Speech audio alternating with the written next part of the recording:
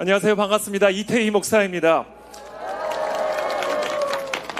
오늘날 우리 사회에 가장 뜨거운 사회적 이슈로 등장하고 있는 것 가운데 하나가 바로 동성애입니다. 동성애는 선천적이거나 유전적인 것이 아니라 죄입니다. 그리고 그것이 성경의 가르침입니다. 하지만 동성애가 성경에서 말하고 있는 유일한 죄인 것도 아니고 또 가장 큰 죄인 것도 아닙니다. 따라서 저와 여러분들이 동성애자들보다 윤리적으로 더 우월하다고 말할 수는 없습니다. 그럼에도 불구하고 오늘날 우리 사회에서 유독 동성애가 뜨거운 사회적 이슈로 부각되고 있는 이유는 우리의 사회가 동성애를 죄가 아닌 사랑으로, 죄가 아닌 권리로 둔갑시키고 있기 때문입니다. 거짓말은 죄입니다. 그래서 우리 사회가 거짓말을 아름다운 것으로 가르치지 않습니다.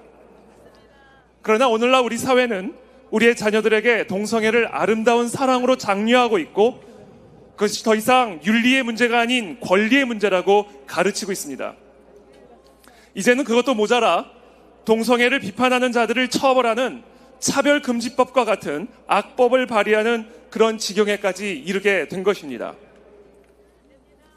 교회는 세상과 구별된 곳이지만 세상 안에 있기 때문에 세상의 이와 같은 흐름으로부터 결코 자유로울 수 없습니다. 창세기 41장에 보면 바로의 꿈 이야기가 나옵니다. 흉하게 마른 7 암소가 아주 아름답게 살찐 7 암소를 잡아먹는 아주 흉측한 꿈이었습니다. 이어서 바로는 두 번째 꿈을 꾸게 됩니다. 가늘게 말라 비틀어진 7 이삭이 무성하게 자란 7 이삭을 다 삼켜버리는 꿈이었습니다. 바로는 요셉에게 해몽을 요청했고 요셉은 살찐 7마리 암소와 무성한 7 이삭은 7년의 풍년을, 그리고 흉측하게 마른 7마리의 암소와 7 이삭은 7년의 풍년 후 뒤따르게 될 7년간의 흉년을 의미한다라고 설명해 주었습니다. 그리고 7년 동안의 풍년 동안 7년의 흉년을 반드시 대비해야 함을 경고해 주었습니다. 저는 이 환상이 하나님께서 오늘날 한국 사회와 한국 교회에게 주시는 환상이라고 생각합니다. 현재 한국에서는 한국 사회와 한국 교회의 근간을 뒤흔들 만한 아주 심각한 변화들이 진행되고 있습니다. 흉측하게 말라 비틀어진 암소가 아름답게 살찐 7마리 암소를 다 삼켜버렸듯이 건강하고 아름다운 우리의 가정과 교회, 학교와 사회, 나라와 민족, 그리고 우리의 사랑하는 다음 세대들을 집어 삼켜버리기 위한 아주 흉측한 어둠의 세력들의 공세가 우리 사회 모든 영역 가운데 전방위적으로 펼쳐지고 있는 상황인 것입니다. 그러므로 한국 교회가 이와 같은 작금의 영적인 현실과 정치, 사회, 문화적인 현실을 제대로 직시하지 못하고 풍년의 때에 흉년을 대비했던 요셉의 그 선지자적인 사명을 제대로 감당하지 못한다면 앞으로 한국 교회와 한국 사회는 아주 혹독한 흉년의 시대를 피할 수 없게 될 것입니다. 오늘날 우리 사회에서 가장 타락한 단어를 하나 꼽으라고 한다면 저는 주저하지 않고 인권이라는 단어를 꼽을 것입니다. 인권이라는 이 고귀하고 아름다운 단어는 우리 사회에 좌익 공산주의 세력들에게 빼앗겨 하나님의 창조 질서를 허물고 자신들의 유물론적 사회혁명을 완수하기 위해 사용되어지고 있는 이들의 대표적인 전략 전술 용어입니다. 동성애자 인권운동이 바로 그 대표적인 예입니다. 이들은 우리 사회가 동성애자들의 인권을 부당하게 침해하고 있다라고 주장합니다. 그 대표적인 예로 드는 것이 바로 대한민국의 혼인제도입니다. 대한민국의 헌법재판소는 헌법 36조 1항을 근거로 혼인은 일남 일녀의 정신적 육체적 결합이다 라고 규정하고 있습니다. 혼인을 남녀 간의 이성적인 결합에 국한하고 있는 것입니다. 그러나 이들은 이와 같은 규정이 동성애자들의 행복 추구권을 침해하는 차별적인 제도라고 주장하고 있는 것입니다. 만약 이들의 주장대로 일남 일녀 간의 정신적 육체적 결합을 혼인으로 규정하고 있는 우리나라의 혼인 제도가 동성애자를 차별하고 있는 차별적인 제도라고 한다면 일남, 일녀라고 하는 이 수적인 제한을 두고 있는 우리나라의 혼인 제도가 유부남, 유부녀들의 바람필 수 있는 권리 역시 침해하고 있는 차별적인 제도라도 된다는 말입니까? 이들의 주장에 따르면 그렇다는 것입니다. 그래서 2016년 대한민국의 형법에서 결국 간통죄가 정식으로 삭제된 것입니다. 이제 대한민국에서 간통은 더 이상 범죄가 아닌 권리가 된 것입니다. 그와 같은 권리를 이 사람들은 성적 자기 결정권이라고 부릅니다. 내가 누구와 언제 어디서 어떤 방식으로 성적인 관계를 가질지에 관한 것은 그 누구의 간섭도 받지 않고 오로지 나의 행복을 위해 내가 결정할 수 있는 권리요, 대한민국 헌법이 보장하고 있는 행복 추구권이라는 것이라는 것입니다. 간통죄가 기혼자들을 처벌하기 위한, 차별하기 위한 제도가 아니라 우리의 가정과 그 가정 안에서 태어난 우리의 자녀들을 보호하기 위한 제도인 것처럼, 동성 결혼을 결혼으로 인정하지 않는 우리나라의 혼인 제도는 동성애자들을 차별하기 위한 제도가 아니라 이 땅의 건강한 성윤리와 아름다운 가정, 그리고 건강한 사회 질서를 보호하기 위한 제도인 것입니다. 개인의 욕망과 쾌락을 절대적인 가치로 삼고 그것을 제한하는 모든 법률적 제한을 차별적인 제도로 간주하게 된다면 이 세상에는 안 될 일도 없고 못할 일도 없어지게 됩니다. 한마디로 무법천지가 되는 것입니다. 한 개인의 행복이 전부이고 한 개인의 사랑이 전부라면 아버지와 딸, 어머니와 아들 간의 혼인을 금지할 이유는 무엇입니까? 인간과 동물 간의 관계도 마찬가지입니다. 믿기 어렵겠지만 서구 사회에서는 인간과 동물 간의 결혼도 합법화해야 한다는 주장이 이미 나오고 있습니다. 그들의 논리는 아주 단순합니다. 동성 간의 결혼은 허락하면서 왜 동물과의 결혼은 차별하는가? 자, 그렇다면 근친상간과 수간행위도 인권이라는 이름으로, 행복추구권이라는 이름으로 허용돼야 한다는 말입니까? 동성애자들의 인권은 물론 중요합니다. 그러나 그들의 인권이 중요한 이유는 그들이 동성애자이기 때문이 아니라 그들도 우리와 같이 하나님의 형상대로 지음받은 존귀한 인간이기 때문입니다. 모든 인간은 그 사람의 피부색이나 성별, 출신 국가나 종교, 성적 지향이나 성별 정체성과 상관없이 존귀합니다. 그러므로 그들을 차별하는 것은 당연히 옳지 않고 그들의 인권을 침해하는 일 역시 금지되어야 마땅합니다. 그러나 그렇다고 해서 그들의 모든 행동이 사회적으로 용인되어야 함을 의미하는 것은 결코 아닙니다. 백인에게 허용되지 않는 것이 흑인이라는 이유 하나 때문에 허용될 수 없는 일이고, 일반인들에게 허용되지 않는 것이 동성애자라는 이유 하나 때문에 허용될 수는 없는 것입니다. 숫자적으로 소수라고 해서 그들의 모든 행위가 정당화될 수 있는 것도 아닙니다. 인권은 말 그대로 인간의 권리이지 흑인의 권리 또는 동성애자의 권리를 의미하는 것이 아니기 때문입니다. 인권이라는 이름으로 흑인의 권리 또는 동성애자의 권리를 주장하게 되면 인권이라는 이 고귀한 단어는 타락하게 되고 결국 그들이 요구하는 인권은 특권으로 변질되고 마는 것입니다. 대한민국 헌법 제10조는 모든 국민은 인간으로서의 존엄과 가치를 가지며 행복을 추구할 권리를 가진다라고 명시하고 있습니다. 따라서 대한민국 국민이라면 누구든지 자신의 행복을 추구할 수 있는 자유와 권리가 있습니다. 그러나 그렇다 해서 무조건적인 자유와 권리가 주어지는 것은 아닙니다.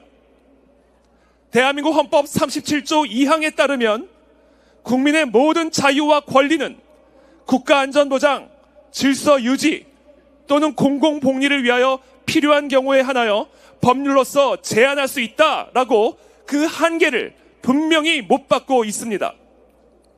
따라서 그들이 남성이든 여성이든 동성애자이든 일반인이든 그들의 자유와 권리가 국가안전보장, 질서유지 또는 공공복리에 위협을 가할 경우에는 법률로서 제한을 가하는 것이 마땅하며 그와 같은 제한은 차별도 아니고 인권 침해도 아닌 것입니다. 흡연자가 비흡연자에 비해 폐암에 걸릴 확률이 20배라면 동성애자가 에이즈에 걸릴 확률은 무려 200배입니다. 통계적으로 동성애자는 일반인에 비해 알코올 중독 비율이 2배나 높고 자살 시도도 3배가 더 높으며 평균 수명도 25년에서 30년이 더 짧다고 합니다. 우리의 다음 세대들이 그들의 삶이 동성애로 파괴가 되든 말든 그들이 원하는 것은 무엇이든지 용인하고 지원해 주는 것이 진정으로 그들의 인권을 위하는 일입니까? 인권의 본래의 의미는 그와 같은 것이 아닙니다. 인권이란 미국 독립선언문이 천명하고 있는 바와 같이 창조주로부터 양도받은 권리입니다. 이것은 두 가지 의미를 내포하고 있습니다. 첫째, 인간의 권리, 즉 인권이라 함은 창조주로부터 양도받은 권리이기 때문에 그 누구도 설령 왕이라 할지라도 함부로 개인의 인권을 침해할 수 없음을 의미합니다. 둘째, 인권은 창조주로부터 양도받은 권리이기 때문에 창조주가 양도하지 않은 권리는 인권의 범주에 포함되지 않음을 의미합니다. 다시 말해서 인간이 누릴 수 있는 권리, 자유라는 것은 창조주가 인간에게 허용한 범위 내에서 누릴 수 있는 제한적인 권리라는 의미입니다. 태초에 아담과 하와에게 선악과를 따먹을 수 있는 권리가 주어지지 않았던 것처럼 하나님께서는 인간에게 동성애를 허용하신 일이 없습니다. 동성애자에게도 물론 인권은 있지만 그렇다고 해서 동성애가 인권의 범주에 포함될 수는 없는 것입니다. 물론 우리 사회는 이 같은 인권의 개념을 인정하지 않습니다. 왜냐하면 그들은 창조주 하나님을 인정하지 않기 때문입니다. 창조주 하나님을 인정하지 않기 때문에 인간의 모든 권리는 창조주가 아닌 인간으로부터 나옵니다. 자기가 스스로 선과 악을 판단하는 하나님과 같이 되어 각자의 소견에 옳은 대로 무엇이든지 판단하고 행할 수 있는 자기 결정 권리가 오늘날 타락한 인권의 개념이요, 그와 같은 권리를 제한하는 것을 차별이라고 주장하고 있는 것입니다. 현재 발의된 차별금지 법안에서 정의하고 있는 차별 행위에 따르면 동성애를 비판하거나 반대하는 목소리를 내는 행위는 동성애자들의 마음에 모욕감과 수치심을 가져다 주기 때문에 그들의 권리를 침해하는 차별적인 행위이며, 따라서 차별금지라는 명목으로 민형사상의 책임을 물을 수 있는 불법 행위가 되는 것입니다. 결국 차별금지 법안은 동성애를 비판하고 반대하는 사람들을 처벌하는 역차별 법안이 될 수밖에 없는 것입니다. 한 가지 미국의 사례를 말씀드리겠습니다. 2013년 미국의 오레곤주에서 빵집을 운영하던 젊은 크리스천 부부는 한 레즈비언 커플에게서 웨딩 케이크 제작을 의뢰받았지만 자신의 신앙적 신념을 이유로 거부했습니다. 이에 레즈비언 커플은 오레곤주 노동산업국에 고발했고, 그 고발장에서 자신들이 입은 178가지의 감정적 고통을 나열하면서 감정적 손해배상을 청구했습니다. 그들이 나열한 감정적 손해는 다음과 같습니다. 자신감의 결여, 과도한 늦잠, 감정적으로 강간을 당한 느낌, 수치스러움, 고혈압 증상, 소화불량 증상, 식욕 상실, 두통 증상, 퇴근 후 피곤 증상, 다시 시작된 흡연 습관, 이와 같은 증상들 178가지를 나열하였고, 오레곤주는 결국 이들의 손을 들어주어 13만 5천 불의 감정적 손해배상을 판결했고, 이 젊은 크리스천 부부는 결국 가게 문을 닫을 수밖에 없게 되었습니다. 차별금지법을 통한 동성애의 정상화는 동성애를 죄로 규정하고 있는 성경을 자유롭게 가르치고 선포해야 할 책임과 권리가 있는 한국교회 성도들의 입에 재갈을 물리는 것과 다를 바가 없으며, 결국 헌법이 보장하고 있는 개인의 표현의 자유와 종교의 자유를 심각하게 위협하는 전체주의 국가의 출현을 의미하게 되는 것입니다. 그러나 문제는 여기서 그치지 않습니다.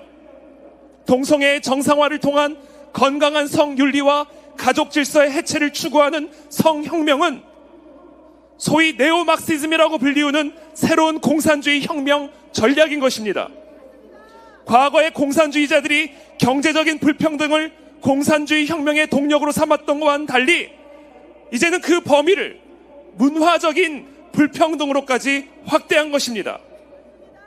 자본가와 노동자 사이의 계급 갈등을 공산주의 혁명의 주 동력으로 삼았던 기존의 공산주의들과는 달리 계급 갈등의 범위를 경제적인 영역에서 이제는 문화적인 영역으로까지 확대하여 계급 갈등의 범위를 자본가와 노동자 사이를 넘어 이제는 남성과 여성, 이성애자와 동성애자, 흑인과 백인과 같은 관계들까지도 문화 사회적인 계급으로 인식하여 이들 사이의 갈등을 공산주의 사회혁명의 새로운 동력으로 삼고자 하는 것입니다. 이제는 말씀을 맺겠습니다. 이와 같은 공산주의 혁명 사상을 인권, 자유와 평등, 차별 금지와 같은 아름다운 이름으로 계명하여 무사람들의 뇌수를 혼미케 함으로써 이 땅에 세워진 하나님의 도덕적인 진리를 해체하고 우리의 아름다운 가정과 교회를 해체함으로써 우리의 건강한 사회 질서를 파괴하고 그 위에 유물론적 전체주의적 공산주의 사상에 기반한 새로운 사회를 건설하겠다는 것이 바로 이 땅을 집어삼키려는 흉측한 7마리 암소들의 계략인 것입니다. 그러나 저는 한국교회와 성도들이 이 흉악한 암소들과의 싸움에서 반드시 승리하게 될 줄을 믿습니다. 왜냐하면 이 전쟁은 우리에게 속한 것이 아니라 여호와에게 속한 것이기 때문입니다. 새벽마다 밤마다 교회와 광장에서 하나님에게 부르짖는 저와 여러분들과 같은 기도와 기도의 용사들이 있기 때문입니다. 아멘. 우리 주님께서 우리의 간절한 기도를 들으시고 이 어둠의 세력과의 전쟁에서 반드시 승리하게 하실 줄을 믿습니다. 아멘. 감사합니다.